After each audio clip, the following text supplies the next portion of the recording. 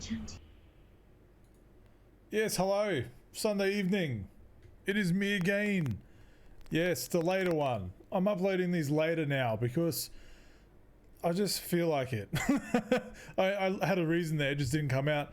I just want to upload these later. I tend to enjoy my Sunday viewing around 7 o'clock ish, which this will be about 7:30 ish when this actually comes out. I'm going to try it for a while. I just noticed not many people are hanging around on an early Sunday afternoon because people actually have lives and go out and do things. And then the views start kicking up later that evening and then to the next day. So I figured, bugger it, I'll take some of my afternoon back and do it later in the evening. So here we are. Yes. Anyway, this is CHUNTCAST 32, getting up there. I'm your host, Uncle Chunt, budding comic book creator, talking head from down under, and man in the middle. A bit out of order there. But before we begin, as always, please consider joining the Chunt Corps by following and subscribing and all of those things and good stuffs. So today, what we're going to be talking about, not a lot. So yeah, no. So there's a few things going on. One that I can't talk about here. I'm uploading a separate video Monday 2 a.m. Australian time. Yes. That's Justice League, Zack Snyder's Justice League review. The embargo lifts 2 a.m. our time in Australia. So I've already done that video, did it before I recorded this one. So hopefully you enjoy that. Tomorrow there's something there for you. So that's why this one was a bit longer, because I did this. This one's a bit later in the evening because I did that review earlier tonight. Anyway, so it's a bit of background shit you don't even need to know about. What are you doing, Chunt? So like I always do, let's get started just at the top of the show with an Ask Chunt, shall we? But before then, there's a little plug I want to make. I've hinted online on my socials over the last couple of months about partaking in a calendar for comic book artists. So I start this show by introducing myself as a budding comic book creator, because I am trying to build one, start one, and this is part of the journey, I guess, if I want to use a wank term, that I'm going on for doing this. So I got invited to partake in a calendar, which is from a group called ComX. So it's COMX. It's an Australian group. ComX calendar is what it's called for Australian comic book creators. And I was pretty blown away to even be asked, because I'm not like I don't have a big following. I just do my own stuff here online. And I've been in that group for a while and partaking conversations, some mixed opinions sometimes, but that's what it's all about. Everybody's got different opinions on what they like and where they stand. But anyway, I got invited to partake in this calendar. So I want to show you the art piece. Now this is what's going in the calendar for the month of September. And I'll just flick over to the main screen here, main window. So this is what I'm submitting. So yes, I drew that. I'm pretty proud of it. It turned out, this is like one of the first drawings in a while that I've actually been satisfied how it turned out. Like it actually turned out what it looked like here down onto the screen. I threw my hand onto the screen, and that's what came out. So I'm pretty happy about that. This is one of those drawings I actually surprised myself with the way it just turned out. Like, it looks like something that I want. It's hard to explain. Artists out there will get it. We're our own worst critics, so you don't need to say shit about it. We've already said it to ourselves. But this is one of those ones where I'm like, yeah, I'm pretty happy with that. I mean, there's more I could do to it, but I like that style. The simplistic shading. Like I know I've tried and I've done it, tutorials and whatever on professional comics shading and coloring. Like I've done it all. I've tried it all. I've trial and error and stuff. But I always go back to just this simplistic shading. Like it's kind of cell shaded, kind of anime looking, kind of Saturday cartoonish. That's not what I'm going for, but it's just that style of coloring is what I really like. It just works for me. And it's a time thing as well. Like I don't need to spend a lot of time on it. Once I get the right colors and placements, and I just go and I render it, and it just turns out the way I want it to look. why upset the apple cart? It's working for me. Everybody has their own art style out there. That's what it's all about. I'm sure there's people out there that'll nitpick on it, but at the end of the day, so as long as I like it, there's other people out there that will too, and that's the end of it.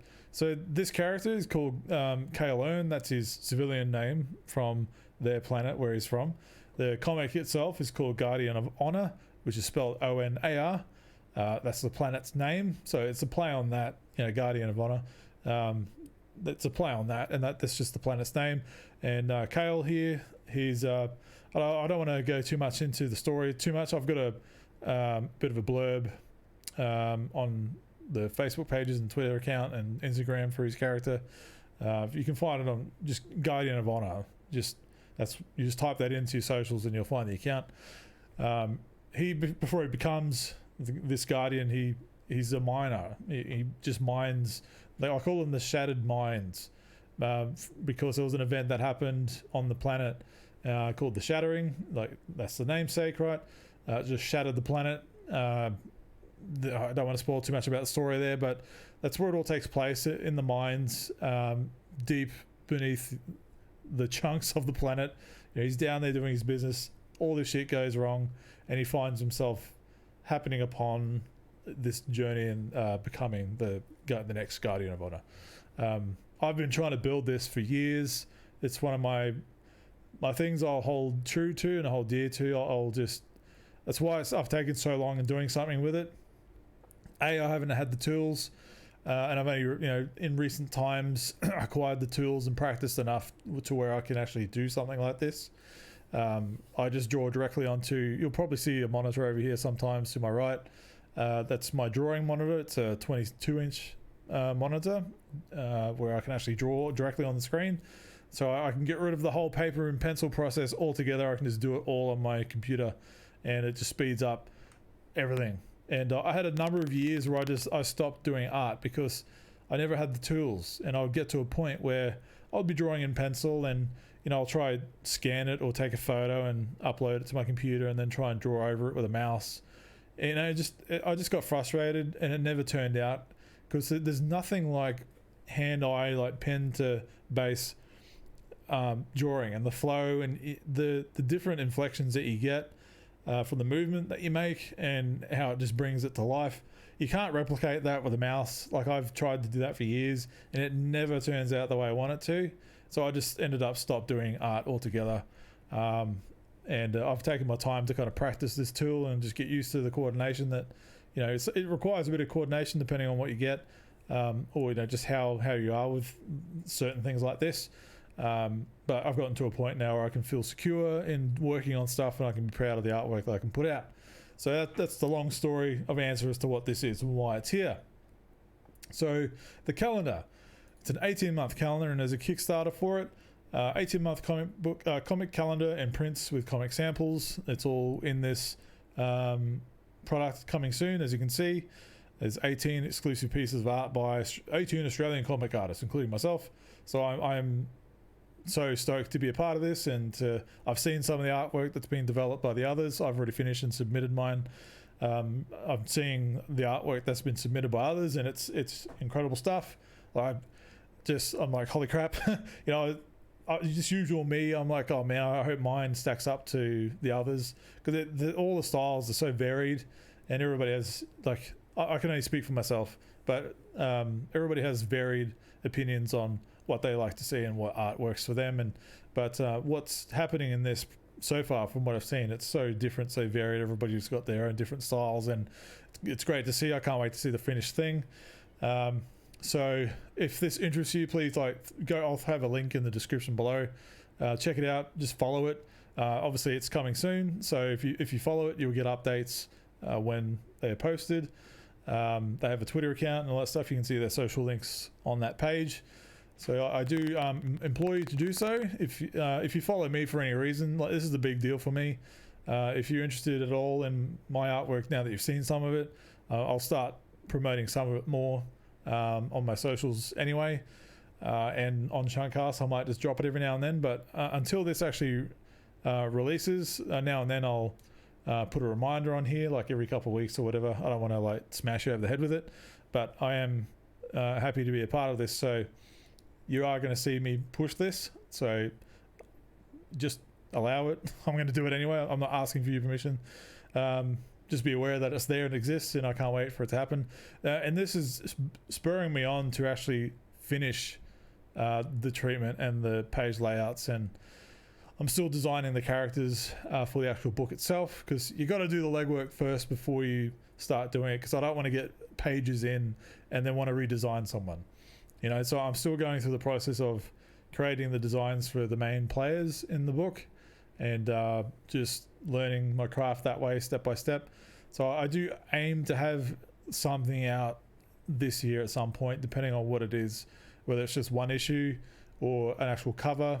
I'm taking the time to just develop the story as well, which I don't want to rush that, because if this is something that I want to put out there, I want it to be something I'm proud of, right?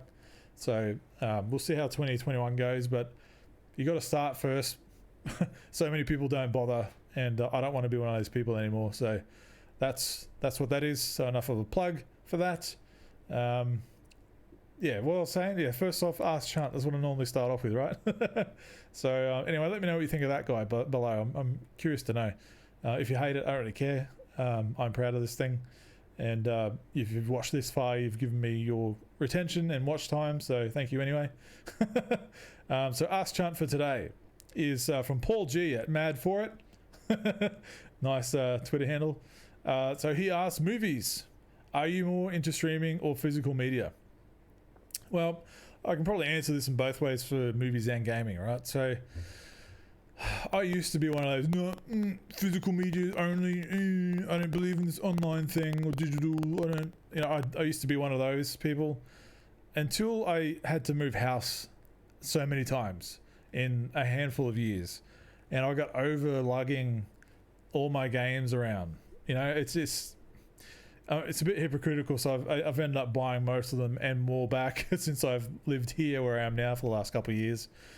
But I've learned lessons. It's been a growing experience, okay? So, however, I used to have more DVDs than I did games, and when I was moving, I didn't have enough room in my Jeep to fit all the DVD cases.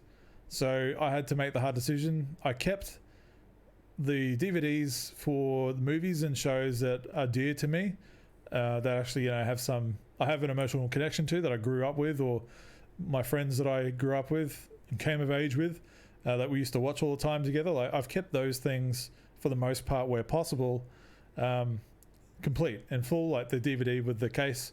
But everything else, I ended up having to just buy like a giant DVD wallet and just fill it.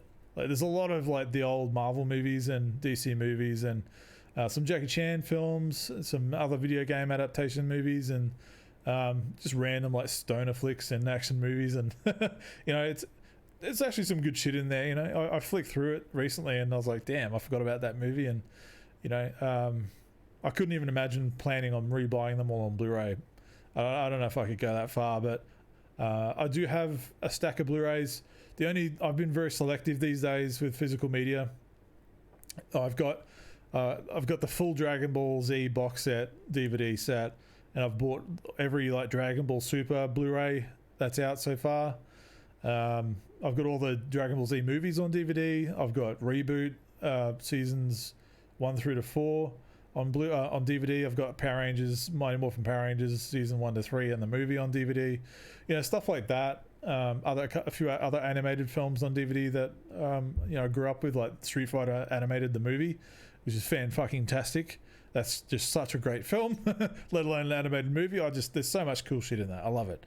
And yeah, just stuff like that I do keep. And same with comics. I used to read them digitally, but then I got over that and I went back to enjoying the physical tactile page, holding a book and turning the page, and you know, the smell of a new comic in the page and the print. Like, you have to really like that to understand. There's something about it. It just, the whole experience of that I love, and there's nothing like it.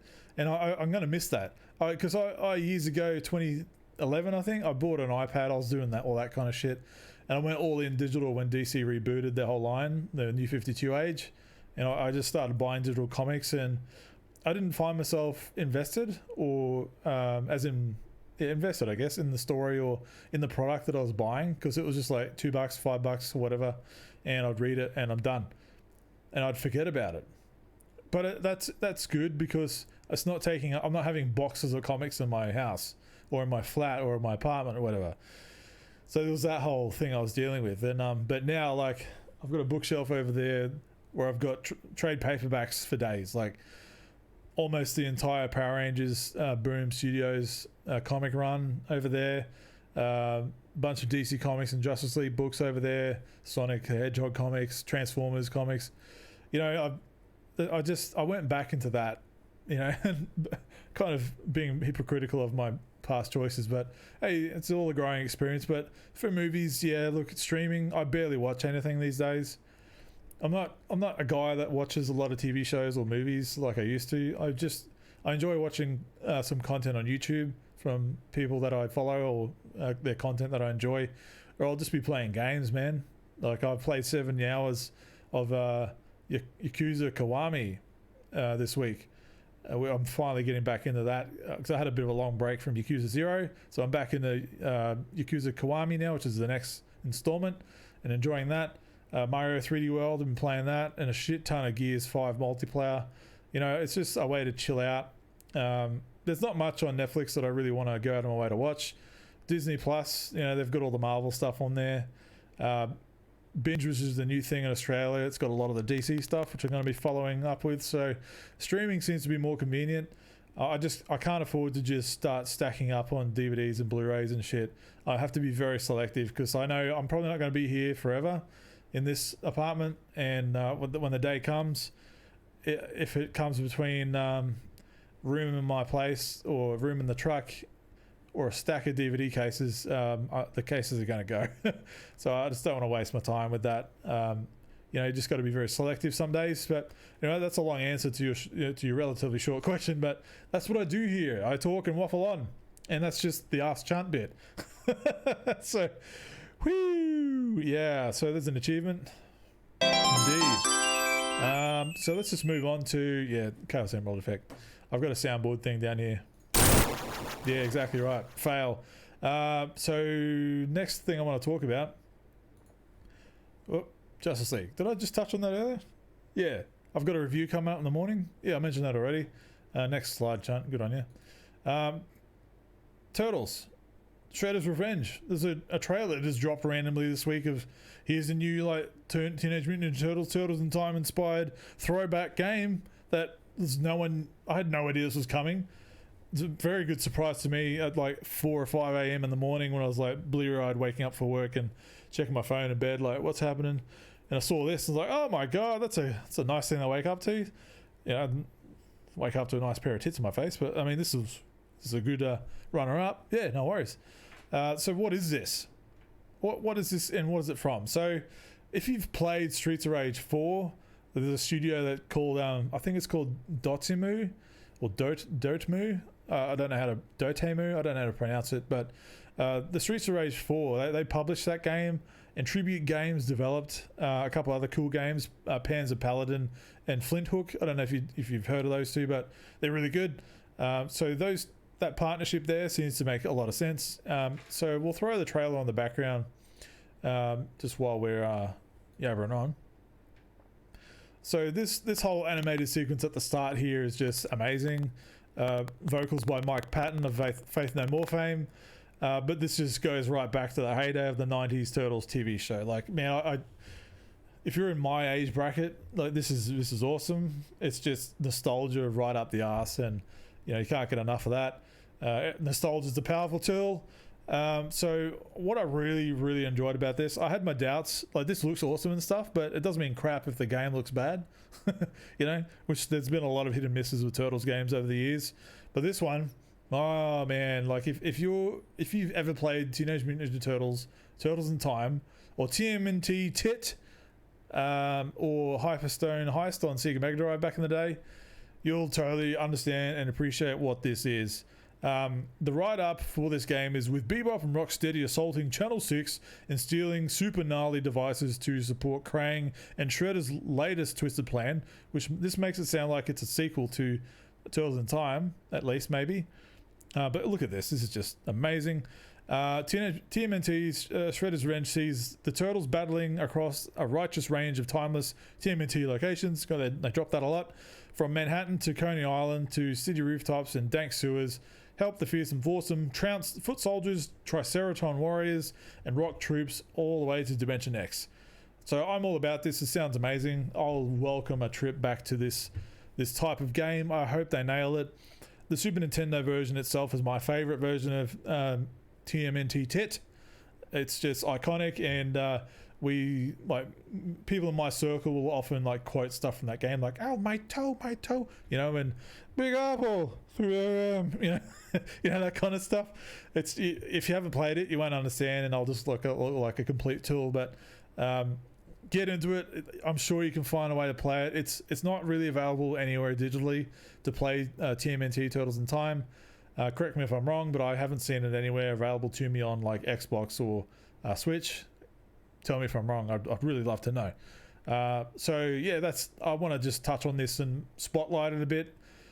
People that probably watch my stuff are in my circle of interest anyway. You probably know about it, but just on the off chance you're not and you're unaware of this, here it is. Get excited for it. I know I sure as shit am.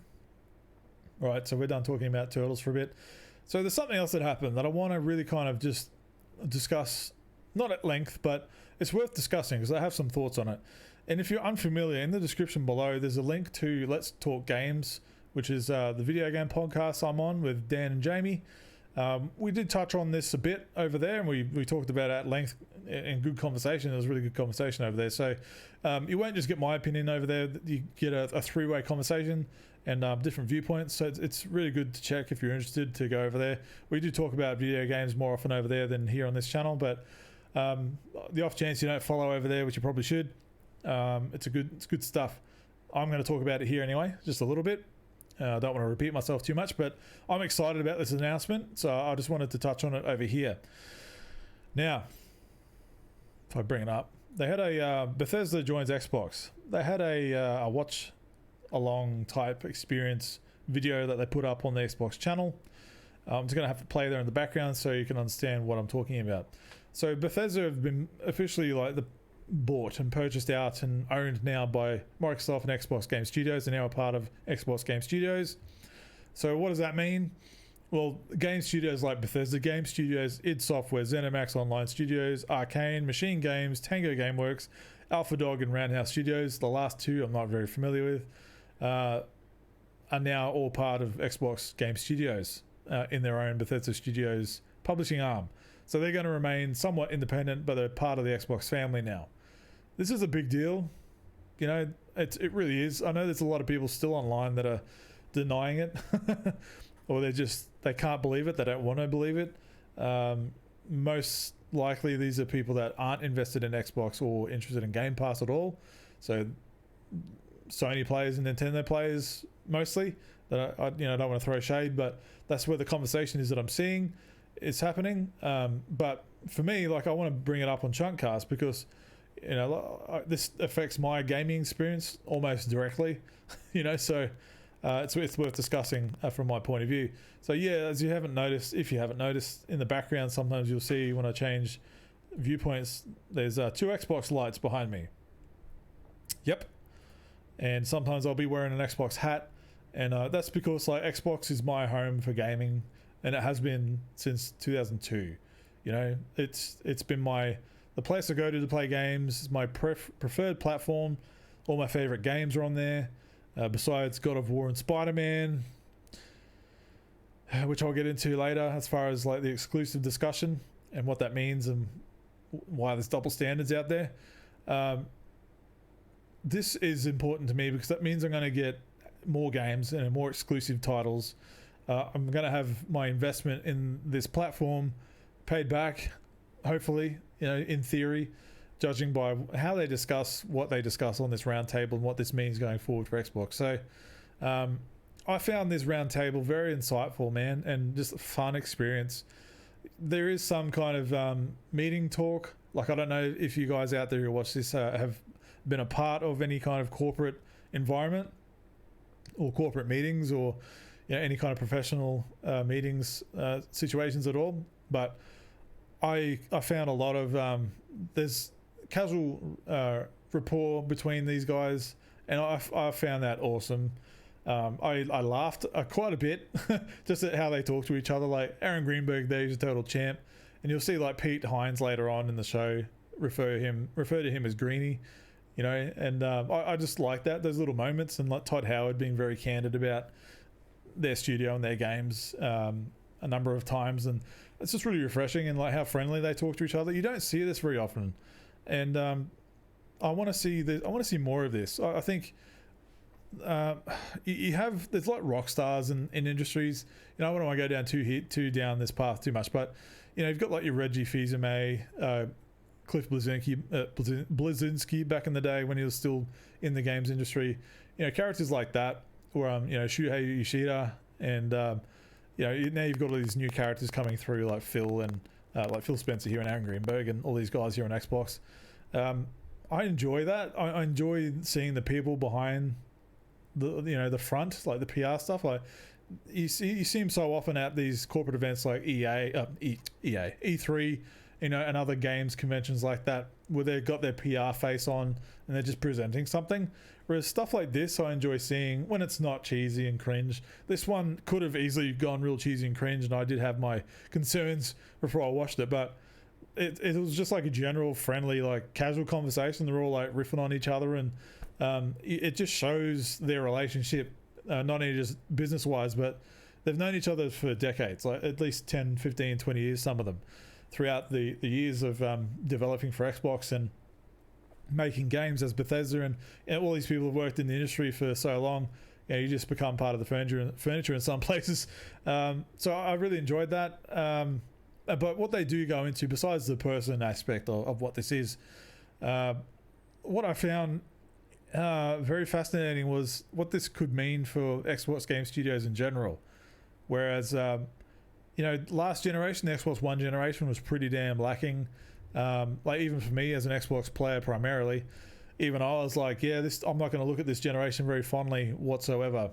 Like there wasn't many home runs for me, or big name games, like besides my Gears 5, like that was pretty much it. Or when Gears 4 returned, like that was my Force Awakening, as I've mentioned a few times, comparing to Star Wars. And besides that, Halo 5 disappointed, Halo Infinite's now delayed, there's all this kind of stuff, and there haven't really been any new big Xbox first party games that set the world on fire, and if they were popular, they weren't exclusive. They're only timed exclusives and have since gone on to other platforms like Nintendo and PlayStation. So what this means is like they're doubling down on making exclusive games for Xbox and wherever Game Pass is accessible. So Chunt, what do you mean when you say that? Well, I can't play the audio, like they explain it pretty damn well, but just for time, what this means is any games currently that aren't tied up with contractual agreements or like legacy systems, they call them, and that's not legacy games series, it's legacy systems. When they talk legacy, like in Microsoft speak, that's like legacy apps, being continued down the line on multiple operating systems. Like when they say legacy, it's like an old bit of software that still works and is supported down the line. So in Xbox speak, what that is like games like Fallout 76 and Elder Scrolls Online, stuff like that. Minecraft is a legacy game, I guess you could call it as well. So systems like that, they'll continue to support those on the other systems. But anything outside of that, and that isn't currently tied up with an exclusive contract, like PlayStation, they've got 2 games coming out that are like Deathloop and some other one that's coming out. They're exclusive to PlayStation. So outside of those, everything else that's coming out from Bethesda will be an Xbox exclusive game and accessible on Game Pass. So that's pretty damn awesome, right? Yeah, that should be celebrated, I guess, across the board. But here's the other side of it. Well, what about all those people that are on PlayStation, Nintendo that have enjoyed Bethesda games coming to their system? What does that mean for them? Well, too bad, kind of. Too bad, too sad. Like the next Elder Scrolls game, like the next big Doom game, or the whatever Bethesda Studios game that comes out, or from ZeniMax, like anything that comes out in the future from these things like Machine Games will be an Xbox exclusive. So you won't have that third-party support. That's a big chunk of third-party support gone from those other systems. Some could see that as a negative for the industry, but this is where you get into the double standards that I just mentioned earlier. So the social sphere that I keep seeing online seems to keep coming up with the argument of like, oh, this is a negative for the industry, it's bad for players, it's gatekeeping content, and no, I don't think so. Like it's no different than Mario only being accessible on Nintendo, and Kratos and God of War only being accessible on PlayStations. You know, that's the equivalent. So now you've got Sony buying up exclusives, or timed exclusives left and right. Final Fantasy VII, the Final Fantasy series, has been multi-platform for ages now, like years. No longer is it synonymous with the PlayStation brand. At least since the 7th generation, I guess, of consoles. Like I know, especially on the 360 and Xbox One, every Final Fantasy game thereabouts has been available across the board, and they've gated Final Fantasy VII Remake with the exclusivity ending in April. I'm interested to see like what announcements coming up for that, because I want to play that game so badly. So there are points here or there about, you know, what should be exclusive and what shouldn't be. But where I see that from the PlayStation players, where they're a bit salty and in denial still about this. You know, I understand that these games that they probably are used to playing are no longer going to be like the future installments are no longer going to be available to them on their system. So what? I've had to buy a PS3 just to get the original 3 God of War games so I can play through those again. Same deal. I had to buy a PS4 to play Spider-Man and God of War there. You know, it's just how it is. Like exclusives are there for a reason. Like they're there to entice you to the other platform, you know, to invest in their platform. And that's exactly what they're doing. They saw an opportunity. Bethesda and ZeniMax wanted to sell, so Microsoft bought them. End of discussion. It's just, you know, you'll have to get over it, or buy an Xbox, or jump on the Game Pass, or get a better PC. That's the other argument you see from PlayStation players, where if I wanted to play an Xbox game, I'll get a PC. So well, get a PC. more so now. You know, back up your words. So yeah, look, besides all that kind of stuff, like there's a lot of console war shit there I don't want to get into. I'm only calling out my observations. I'm not trying to stir the pot here. It's just been an interesting conversation online, and an obvious one that I saw coming. But I'm glad they come out with this, and Phil's kind of just thrown it out there, basically confirming the exclusives going forward, which is good to see. And also they discussed 20 games have hit Game Pass this week after this announcement, like literally the day after, or that night they started putting out 20 Games Pass games on Game Pass service. So man, that's just, if you weren't on Game Pass now, like you should look at it. There's so much on there. Like I was discussing Yakuza at the top of the show. They're all on Game Pass, all like 7 of them or whatever it is. Yakuza 0 and then 1 to 6, like they're all on there. So I'm getting my money's worth just on those games alone, let alone I didn't have to pay for Battletoads, I didn't have to pay for Streets of Rage 4, you know, all these other ones like Gears Tactics I didn't have to pay for. I can't even buy that physically in my own country, funnily enough, and I want a copy physically for my Gears collection. Game Pass, it's become just undeniably valuable, and this has just bolstered that even more so. And some titles already, they've talked about getting FPS boosts, like Dishonored, Skyrim, Fallout 76, and Prey. Like they're all getting FPS boosts from 30 frames per second to 60, which is just like, well, you're already getting better versions, and the best versions, well, arguably, I mean, PC is probably going to end up being the best versions, but the best console versions of these games already, with more to come. I mean, holy shit. Like, just the Xbox, this is all for free too. Like, we're not having to pay for any of this besides Game Pass. Then we're not getting charged for upgrades. You know, we're not paying like $100 a game. You know, it's insane value, right? And just on top of that, like Starfield is another important game, or at least it's a highly touted game that's getting hyped up even before we've seen anything about it. Be prepared for that to be a disappointment, but who knows? I don't know what it is, but it's meant to be like a space Elder Scrolls type of game. We'll see how good that is. Anyway, in the past, Todd Howard has discussed when they first announced this acquisition that they've started rebuilding Starfield with a better game engine because they've got access to more of Xbox's tools and services, so they can start making better games now.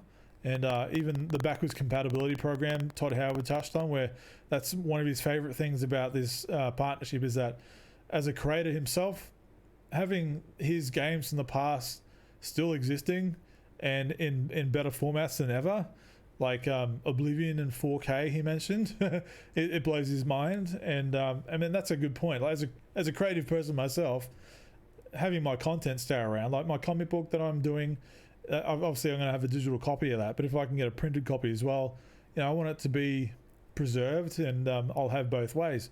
And I guess that's what he's looking at as well. So I do understand that. But yeah, look, this whole roundtable thing I found very fascinating and enjoyable to watch. If you are interested, it's an hour, and there is a bit of like studio corporate speak in there, but that's just who they are and what they do. But otherwise, it's an enjoyable, insightful look that I hope we see more of from Sony and Nintendo. I'm very interested to see like who some of the characters are over at Sony. They've been very quiet and they've just been like suits and just putting stuff out and not really speaking to their customers. Xbox has been insanely good as far as addressing their fan base, or their fans and their customers. Like, I'm a fan and also a customer, but I appreciate this stuff. Like, it's not like I feel like I'm a part of something, but I kind of am, because I've been with this platform for so long, and just to see that it's being cared for in this kind of a way, it makes me more secure in my investment. And that's what it's all about, right? I don't want to be investing in some platform that's going to fall over. Like, I don't trust Nintendo Online. I don't trust Sony's platform too much. I'm still going to get a PS5 eventually because I want those exclusives that they have. That I'm not going to be like, oh, Spider-Man and God of War should be multi-platform. That's not fair. You're gatekeeping content. It works both ways. And if you want to play it all, save your money and buy the consoles. That's the end of the day, right? Anyway, look, I know some of you probably aren't going to care too much about this, but I wanted to talk about it because, to me, I watched this roundtable twice.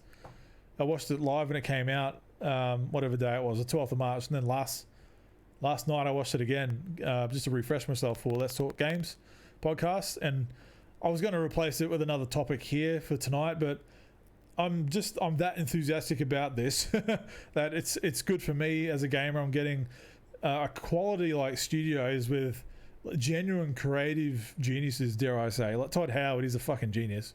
But everyone on the Bethesda ZeniMax team, what the games that they put out and the story content, it's all so unique that I can't wait to see what they'll put out with the backing of Xbox behind it. And that's at the crux of this, right? Like, yeah, they're all awesome games.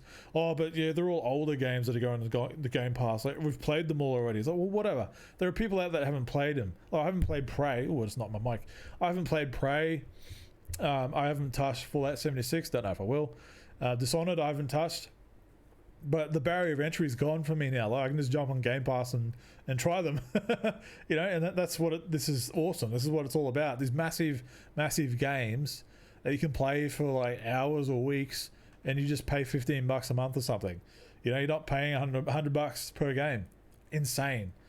It's just, I can't wait to see what they do next. And they said they're not done yet. There's a summer event coming out, which I guess is winter here in Australia, that Bethesda will have more announcements for. And I think Xbox as well might have some other game announcements around that time. Anyway, they're doing some summer events, so I'm curious to see what all that's about. Anyway, look, I know this is like a bit of an all over the place episode, this one for 32, but there wasn't a lot on this week that I wanted to discuss. B, I was pretty tied up today with watching Justice League twice. So Zack Snyder's Justice League, my review for that goes up tomorrow morning about 2 a.m. Australian time. And whatever time, I think it's 10 a.m. Pacific time for those of you in America who watch. That's when the embargo drops. So I've already recorded a discussion on the movie and uploaded it preloaded and scheduled, ready to go. So I've been pretty busy today.